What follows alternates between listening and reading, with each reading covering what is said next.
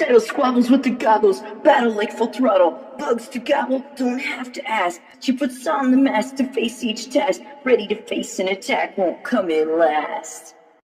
Welcome to Writing with Turaco. This is Frank Salazar. That's why I'm calling this little segment where I talk about writing. So I just submitted, and by just I mean just a few days ago, I finished writing the Halloween story for the Halloween writing contest held by my library. I have the original story here. I already submitted it. Any grammatical errors that I could change, it's already done, submitted, not worrying about it. I'll find out most likely November 1st who won. I might get a call if I won. Hopefully hopefully I win, whether it's first place, second, or third, but I am going for first place. So now what? Well, I am continuing writing, and I'm going to be using that same theme that I started with. My goal is to have a little bit more stories within that theme, which what I was going with was legends, and I set it in my area. So I'm going to be borrowing some local legends and some universal stories, and I just add my own twist. And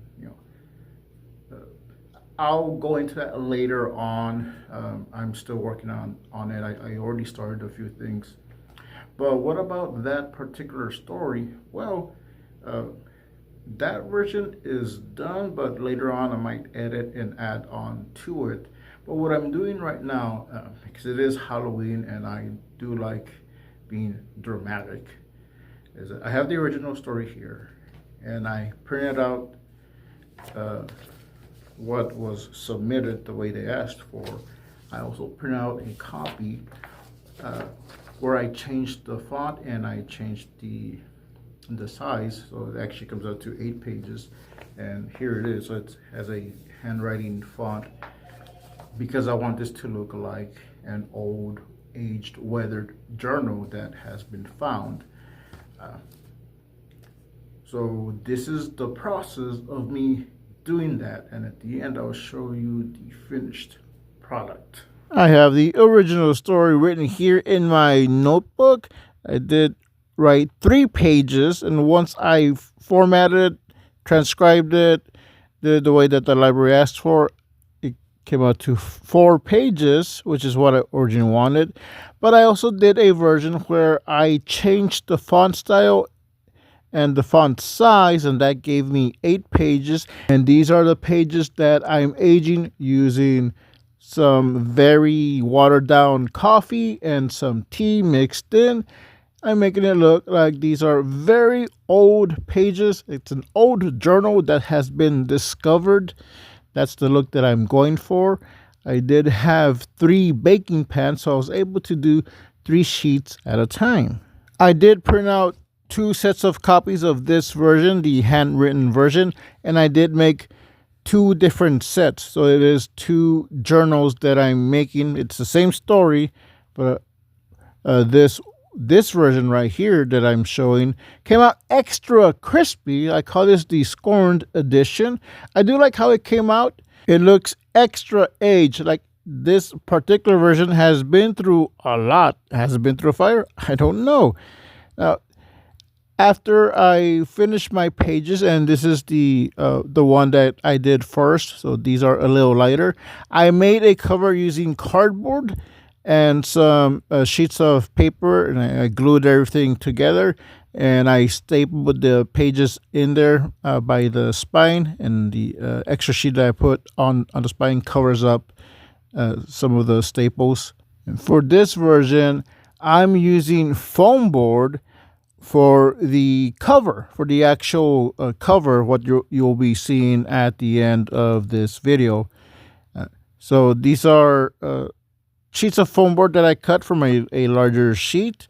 I cut them more or less to size to match the pages. I did make them a little bit bigger so they overlap.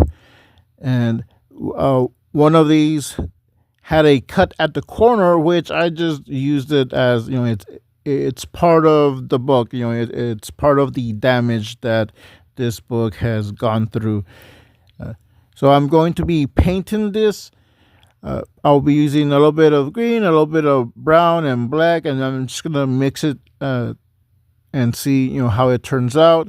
I'm going for something older and darker. I want this journal to look like it's really been through a lot. There's been damage to the cover, there's been some damage to the pages. This is an old book that's been discarded, lost, and recently found. And I did go over the paint a little bit more. It came out too dark, but I used the sponge to absorb some of the extra paint.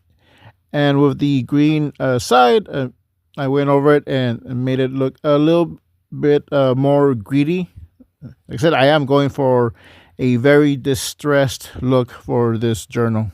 I went over the spine of the cardboard cover and just matching the paint color to the book cover, and I'm going to be gluing it together with contact glue and some super glue adhesive. Now, what I learned, and you'll see this in a few minutes, is that that type of glue actually melts through foam board, just a little bit, just enough, and it wasn't sticking the way I wanted it, so I did use some binder clips on the edge to hold it together. And I don't show this, but I did place some weights on top of it to press it even more, and this is where you can see where the glue melted it in just certain sections of the cover, which actually gave it that extra weathered and distressed look that I was going for. So it did turn out to my benefit. I did give the cover another pass with some more paint, covering up some of the parts where it melted in, and I mixed it with some Mod Podge. I left it to dry in front of a box fan, and I think the end product speaks for itself. I like how it came out. It looks old. It looks like it's been through a lot. I like how the pages came out. I will be making a second version of this journal, but I will be doing that off camera. Yes, so this is the finished product. I do like how it came out. I had used some contact glue, and it caused these welts where it melted it. But I think it gives it a little bit of a class, a little bit of flavor. What am I going to do with this? Well, this is going to be the book that I'll be reading from on October 31st. I'll be reading my story. I'll be using this book. I am making another version, another copy, but I won't be using the foam board. I'll just use regular cardboard, something I can have as a prop. Because I might give one of these to the library that they can use as a prop, or I might just give one away. So now what? Well, like I said, with the contest that's submitted, this version of the book is finished, and I'll be reading that story on October 31st on all my channels, so stay tuned. What I'm doing now is I'm working on the other stories, so that's why I'm in this room, and I have my notebooks again, because I'm going to be working on that. So this will be for the writing challenge, and I won't be documenting this as much as I did this first story, but later on I will update on what I plan to do as soon as all these stories that I'm writing on are finished.